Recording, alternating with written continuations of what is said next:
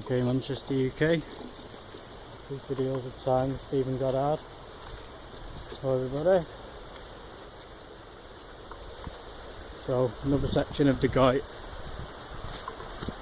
I'd like to add,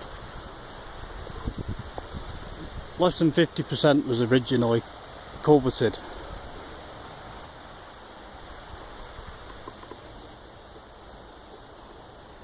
It's been culverted in the modern day since the roads have been built. Private property has been built on the land.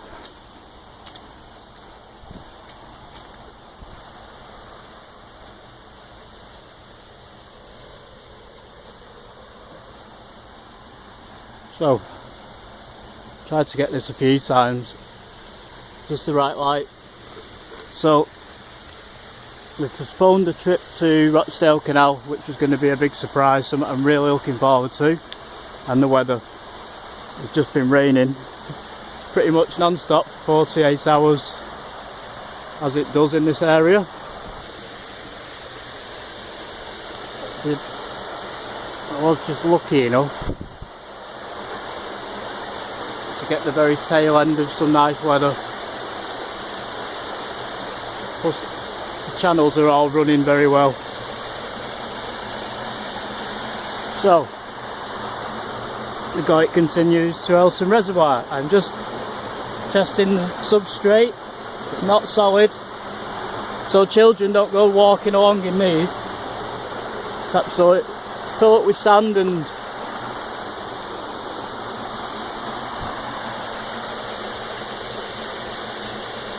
other things. Over 200 years worth of effluence.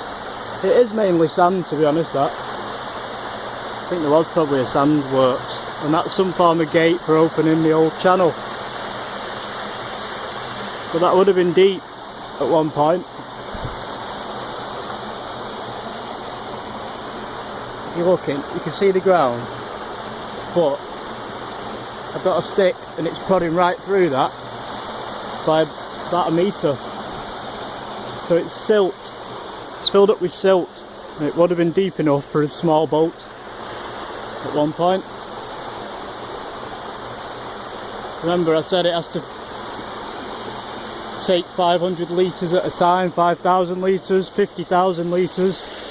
So obviously this is a shadow of what it was. It was that deep the whole way.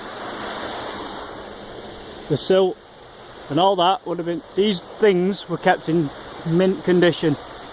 Although in an area, well, time wise, we're in an era where people are actually quite poor and there's some scruffy things going on and people dirty. They can't help it, by the way. There's not enough money to go around, and they haven't come up with fancy ideas. Like terrace streets are the closest thing to, you know, modern housing in that day. High-rise flats and things like that are, you know, 150 years before all that. So people struggled to live. You know, 15 people in a terraced house. No messing. So all this was functioning, but they were all kept in tip-top condition. So they were all kept in like tip-top condition.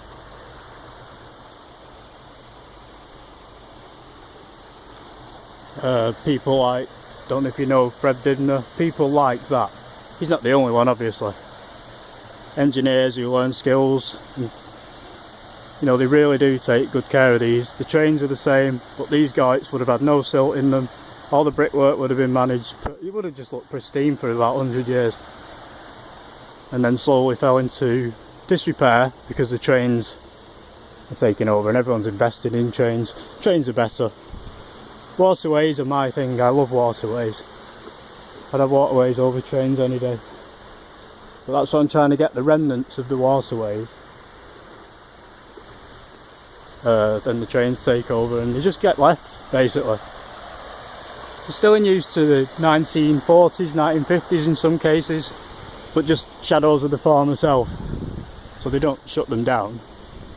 But in the heyday they would have had boats on here, water just flowing down the whole time. Busy as anything, horses up and down, sacks of goods, logs, the stench of bleach, because of course global warming wasn't a phenomenon. Well, the greenhouse gas effect, that wasn't actually a phenomenon until the 80s, I think some scientists, late 70s, and it took 10 years at least for anyone to take them serious. The world was seen as too big and had too much water for us to poison it. That's how people thought. So just over the brow is Elton Reservoir, as it is in the current day. It's the Manchester Bury Bolton Canal Reservoir. So we're at the end of the journey, but we just got to, before we go, got to get one last bit. And also you can see all the flooding around this area. We have to head up just to the top of this road, but you don't, because we need to just get where the Guyot appears, re-emerges from its culvert, and that's its original 1800s culvert. So as we're logging along, I like to give us a bit of information about some of the things that were happening in the day.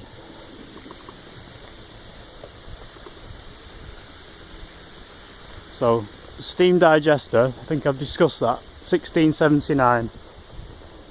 So that's the first engine really, that's just powered and does the work of what a horse has been doing for a long time and water wheels have been doing for a long time. Of course water wheels are limited because they have to be in situ, unless you build a massive Guyot like this. Yeah, you are limited, that's why these Guyots come into practice. So the trains also come along at a time where they were making massive like furnaces. Somebody's invented something called the steam powered pressure hammer.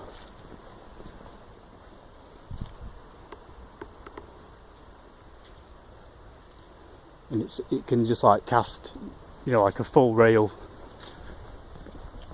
track, you know, like one girder, just in one, smash it, bang, comes out molten and hot, and they roll it out as long as they can. Then this hammer smashed it into its shape, and that was it forever. Hundreds and hundreds of railways. They're under construction. I don't know if you're familiar with the movie Lord of the Rings, but when they start to destroy Middle Earth to build the army, that's very reminiscent to me of how the Industrial Revolution rips through here. So let's discuss my favourite topic, because it's not all hard work. Yeah, so it goes underneath an old bridge here at this point. The Guyot does. And I was just on about railways. Give me waterways any day. Should be like a motto of mine, that. I'm definitely a water channel person. Not just culverts and rivers, anything to do with water basically being channelled or controlled. Because it is a hard thing to control water, you have to get it just right. The River Irk is a very steep river, you see. That goes through Royton, Manchester. Quite a short river really, before it joins the Irwell on the other side of Manchester town centre. Incidentally, where the Irk, should we call it the Irk Culvert outlet, does meet the Irwell. Back in 1953, an electric modern train, well more modern, they were updating the electricity all the time, but I think the 50s, 60s they smashed it. They were very, very reliable and very efficient, good trains, the electric. But they're still using steam and they're still using other methods. There's diesel, steam and electric trains. Well, an electric train smashed into a steam engine in 1953. And you know, no money for guessing that the electric train gets smashed off the tracks by the steam train, but it's not a joke.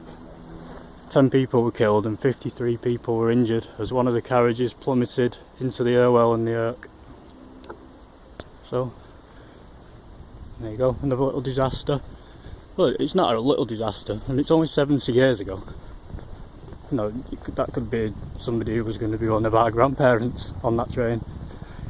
Understand, it's not relatively, it's within our generation and our lifetime that still have train accidents. They get less and less, you see, as things evolve, but you will. So basically 2 trains collided over the Castlefield basin down there. One carriage went in the Irk and under it, I should imagine. So there you go. Yeah, the Irk's very steep, so when it gets deep water, in high waters, it floods very easily, it used to, and it's caused some very devastating effects through Manchester. It goes actually through Middleton Hall Park, Middleton Manor Park. It's quite pretty around there. I used to play around there as a kid. They had a little pitch and putt golf course, no, just a putting golf course, and a little pub called the Church Inn, if I remember. It's near Chadderton Secondary School. There you go, I told you I know town. So yeah, Mancunians, if you're from Manchester or the centre of Manchester, south of Manchester, you know, you'll know pretty well. You'll have Wythenshawe, you know, Aldernon, Rusholme, Timperley, Sale. Everyone knows South Manchester, but North Manchester, although we are, Bolton is, Mancunians tend to only see Chadderton through to Rochdale as their direct north, because it hits the Pennines and then over to Yorkshire. So really North Manchester doesn't include where I am now. This is South Lancashire, and that's why it's cut off a little bit. But the Irwell flows from here. So it's about time we opened our horizons, isn't it? A little bit. Broadened our horizons. So that's it, yeah, because I know, well, I am Mancunian. You leave, you go over Cheetham Hill, and you won't aim towards this direction. You go through Blakely, maybe Haywood, Middleton Way, and then you go over to Rochdale, right over the Pennines to Yorkshire. And so does the Rochdale Canal, which we can't follow because it's too late and we're going to lose the light. So we're going to get them ducks there. And that's it though, a Mancunian, a true Mancunian sees North Manchester as Rochdale, like a straight line basically. But funnily enough, it's more like an egg shape because the South Manchester is more looped around. You know, Wythenshawe, Sale, Stockport. Stockport's where the Medlock and Irk start, I think, if I'm correct. Sorry, Stockport's where the Mersey starts. I'm sorry. I'm watching the ducks and things from the substrate of the river, which is now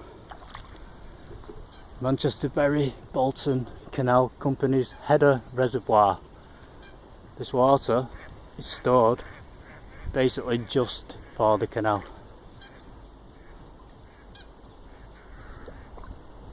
I like it when the birds are being active. So it's called Elton Reservoir, but it's actually Elton Lodge, and it's Elton Sailing Club situated there. That's as 1840s that was sited there. This reservoir is about 1830 and the guy it's 1800. That old. The electric pylon only appeared in the 50s or 60s. Till then we were relying basically on water power, and we're not at trains just yet. I'm trying to hold off trains as long as I can, but when I hit Rochdale Canal down, we're going to have to get into trains because there's iron bridges as well. First iron bridge, of course, I think it was 1779 was built. That's what changed the world as we know it, the engineering in that bridge. So let's try and convey a bit of movement as we go to the next interesting point. We're going to go straight down to the canal, although there is a section in Daisyfield and towards Bury Wharf, which we're going to explain. So that'll be cut in here, but we're going to follow off down there. So that's like a bonus scene, because we've got about a mile of canal to cover, which basically doesn't exist anymore, which is going to be a bit of a problem. So I've heard this cockadoodle do a few times. Menace.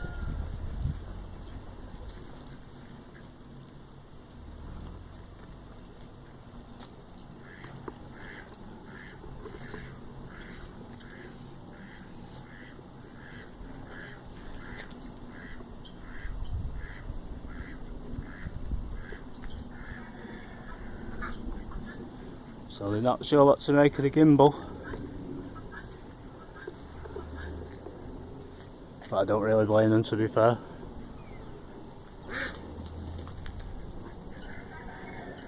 So I don't want to frighten them. Do you know what? Might be a bit funny sometimes, you know, in the park or whatever, but this is livestock, so genuinely will have to keep my head down. Chickens don't know. Chickens don't know what's going on. I've got a theory about that.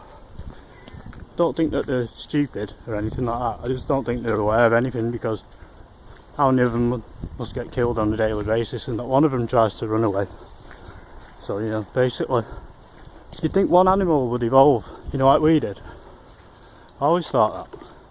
No, even if it's just in a bid for survival, still remains a mystery why the human species is separate from most of the other species on our very own planet, in our very own solar system. Just one life form achieved intelligence in some form of longevity of life and understanding of their own existence, which is amazing to say. The universe, the Big Bang, has now got a conscious mind of itself. I mean, it just happened and we've worked out, because we're a part of the universe, so the universe is like one big computer and everything's part of it. Big machine. So we're like the universe brain, and if there's other people out there intelligent, how it may be, studying the universe created us. We're not studying the universe, it's sort of studying itself, which is a fascinating fact, I think. Yeah, I've also of the very strong belief that our brains keep, a lot of people say we don't use the full capacity of our brain, 70% is unused.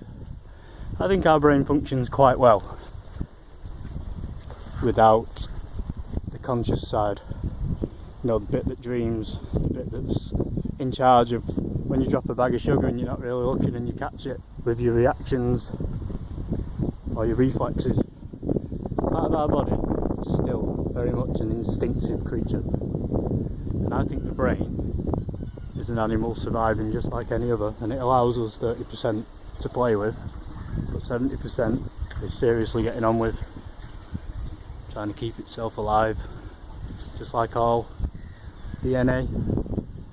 So even though we're intelligent, we still have to reproduce. We can't get bored of doing that, and our body reserves what it's in control of, I believe. So stairs, beautiful sunset on the lake, but we've got to press on as we get down to the canal. Proper introduction this time, I like it. There's a couple of sections just missing, but we've got a very good idea of the whole system from Burrs. It's nothing, this is just 2 miles, this is just the guide to fill up that reservoir to start the main engineering wonder that is the Bury Bolton Manchester Canal.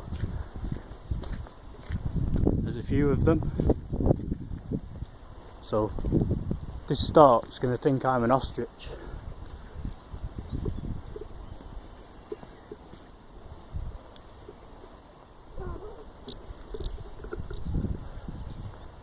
And fly off without me being able to film it.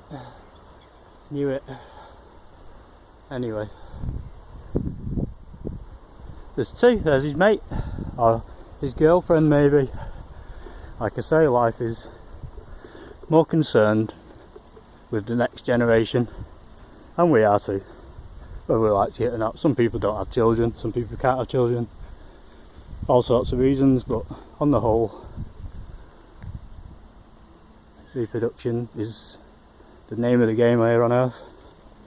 the human race is actually the race for life. Evolution involves quite a lot of sacrifice if you look around. It's like not very nice, is it? Survival of the fittest. But I don't think we've got a choice in the matter. So there you go. Chickens haven't evolved into intelligent species. You have to think of the entire universe and its size and the effort that goes into just think of it all being created just for us to exist. The amount of effort that has gone in to just giving us this little bit of world. And some of us get bored, don't we, when our computer games won't load properly and just don't really consider it's like the ultimate tropical aquarium, isn't it, for people? And it really is. Like the Earth is just a speck of dust in the universe, but without it we won't be here. So is the universe for us, or are we for it?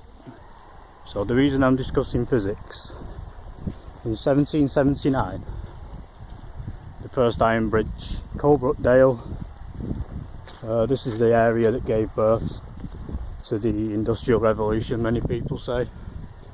So we're going to get this side of the dam instead of the wind off the lake, as I always get. But I think I do have to go up slightly. So I'm not going to film the whole climb as I get out of breath.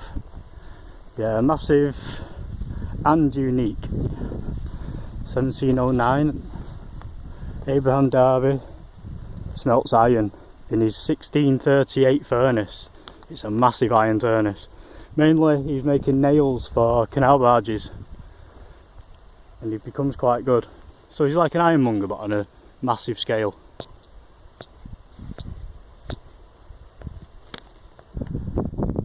Because in the area of telescopes and things like that, that's Manchester town centre, or Manchester Basin, city centre, it's massive.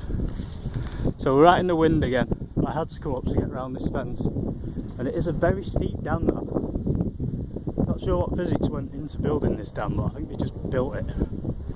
It's too steep on one side. It's been repaired about 8 times. Too long that for a dam. No engineering it really, it's just a really strong wall, quite shallow, and they filled it up with water.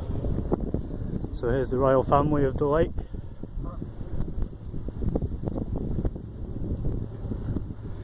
The thing is, you've got to realise, a lot of these birds will see this. It looks like an ostrich, doesn't it? Big pole with a camera and my body walking along. So they'll think I'm, you know, a predator or something. So I don't want to get attacked, and I don't want to be spooking like swans into flying into electrical pylons or something. Anyway, so we got the wind. I'm just going to pause till I drop down again. So we get the reservoir. We don't need to film the whole dam. There's another interesting lock system over there, but whether we've got the light I don't know. I think I'm being quite brave now, Manchester. Last time I came this way, I actually felt like I was too steep and nearly rolled down it. It is very, very steep. But just being like a wuss. And I don't want to go rolling down and hurt myself because it's slippy. I'm following the fence so I can hold on to it. And like I say, I'm not even sure they've used the old Pythagoras theorem here to get the angle right. That's been supported again, where it's nearly giving, but this is the older site. Look, there's stairs down into it.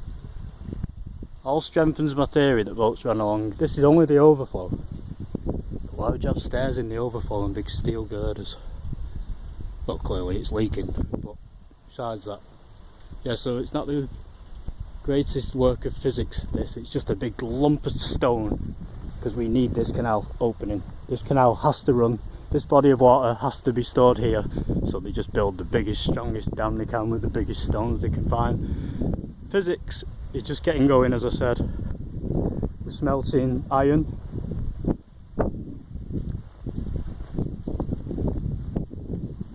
Abraham Darby, as I said, has his massive iron furnace making nails. I'm trying to avoid the wind, it seems to be following me around.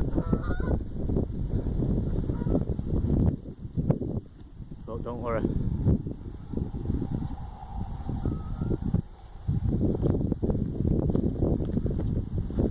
All shall be okay. So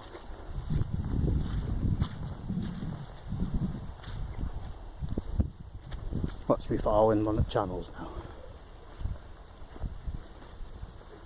Massive unique engines and massive unique machines. The hammer, this one-off massive furnace.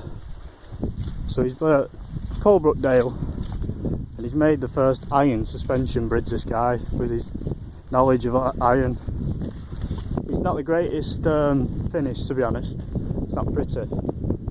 Like, you've not got all the air out of from the smelting process, but not to be sniffed at really. So you can basically make train wheels now and train tracks. That's just the next connection. This is where I'm getting at. So we've got cast iron bridges. The first beam engines are now starting to be actually used in mills. 1804, 1810. They'll be experimenting with some that are just exploding and falling apart most probably. But you know, they're going to get there. They need to get the high pressure steam boiler mobile and do away with all the water channels, unfortunately for me. You'll never beat the canal era and the canal systems for me. It's fantastic. Just all nature really. Well, gravity, natural supply of physics gives the energy, or the potential kinetic energy. It's actually fuel, isn't it? Anyway, G.R. Morton, iron furnace, iron bridge, just outside Birmingham in Shropshire. It's got cast iron engines now, so they can make them. So it's actually the skills they've acquired with iron and in furnaces and smelting. I'm just getting the twilight, I know. Don't worry, I won't be filming the darkness. I'm getting a bit better than I used to be. And I can get half. So there, up there is the tower. That's where our water will be coming from the reservoir through some form of siphon system down to here, and the flow's quite high. And I've seen that before. That's obviously for testing water. You can take a little scoop out there, see if you've got any toxins or cholera, anything like that. There's lots of that back in the day, but not anymore, thankfully. And we're going to try and get a good shot of this now, if we can.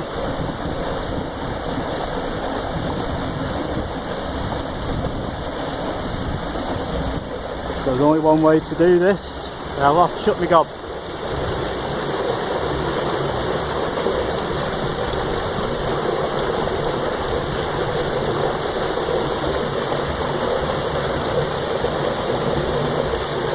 There you go.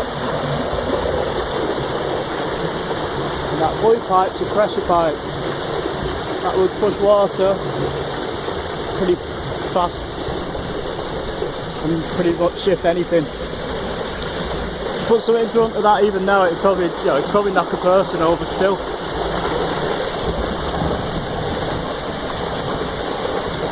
And there's our tunnel, which we can't see up. And it's got a gate. I'd love to go up there, but it's probably dangerous. And it's obvious what it is. It'll be a chute once the reservoir is full, which it is. And the guy must be flowing, even though it's broke at the burr's end. He must have fixed it for it to be. That's what I'm saying. When it's flowing past the Irwell into burrs, it will flow that fast here. So laws of physics. The water will rise here at the same rate as it rises there on a busy day. So in winter this is brilliant, it works perfectly. In summer you're going to struggle. The Rochdale Canal apparently really did struggle. A lot of the time horses were dragging things along and they were unloading canal barges and reloading them at the lower locks. Only when it's droughty summers, because England's just terrible, always has been. Anyone who knows England or Britain is similar. Could be raining one minute, hottest day of the year the next. Could be the hottest day of the year and you don't see the sun all day like we had this year. I actually filmed that day. So this is the main guyt. It re-emerges, and this is what the guyt would have looked like all the way along its channel. Like I said, it was a bit of a sad affair up there, filled with sand. It would have been up to the top of the brickwork, obviously, as well. Just flowing like this all the way. It's a perfect example of how it works. That's it, probably the best condition guyt. Yeah, it's got that brickwork all the way along it, but it's been ripped out. They use the brick for other things, they build other things. When the guyt's gone out of commission, it's just been left like a street, and people have basically nicked the bricks. Built walls in the gardens, etc.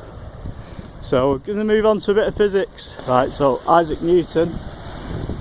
Not a lot of people are listening to Isaac Newton. I think he's late 1700s, he might be very late 1600s into the 1700s. If he's a physicist, he probably lived longer than the average person at that time. Just because he's a physicist. Don't even ask why, you have to be a physicist to understand what that means. He's probably the closest to being a nutritionist. You know, you'd be sussing out why people are dying. He'll say, oh, I'm not risking that water without boiling it. Just simple things like that, and he will have lived slightly longer. You know, going out getting fresh air when people are all smoking in the pub. That kind of thing does actually add a couple of months at least to your life. Like what I'm doing now. I could be in the pub smoking cigarettes and drinking alcohol. It's Saturday afternoon. Not saying that's a bad thing, it's just I don't do it every weekend. And that's my way of, you know, hopefully getting a few extra years out of my retirement. Who knows? Okay, yeah, I do like a drink, don't get me wrong. So we're just going to get to the end here.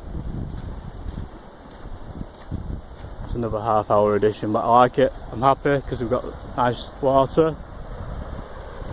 I am a bit gutted I didn't get to the Rochdale Canal, but you wouldn't believe it. In almost 48 hours, I have not seen blue sky. It's been grey, miserable rain, not stopped raining at all. Really fine, just annoying rain. She dog, so let's hope Luella Deville isn't in the area. Hello! Oh, are you a bit worried about my... So, nice little family, have just gone there. So we've seen the channel now, haven't we? I think we get it. There's little anomalies, which I love, but you're not interested in just now. So it goes off there clearly, towards the canal, but clearly it also channelled off there at one point. Can you see? So the guyt actually splits in two and flows along there, and I'll tell you why in a minute. Don't know if you know that I found sort of a secret lock system, and I couldn't contain my excitement, and I said I'm going to film this properly and never come back.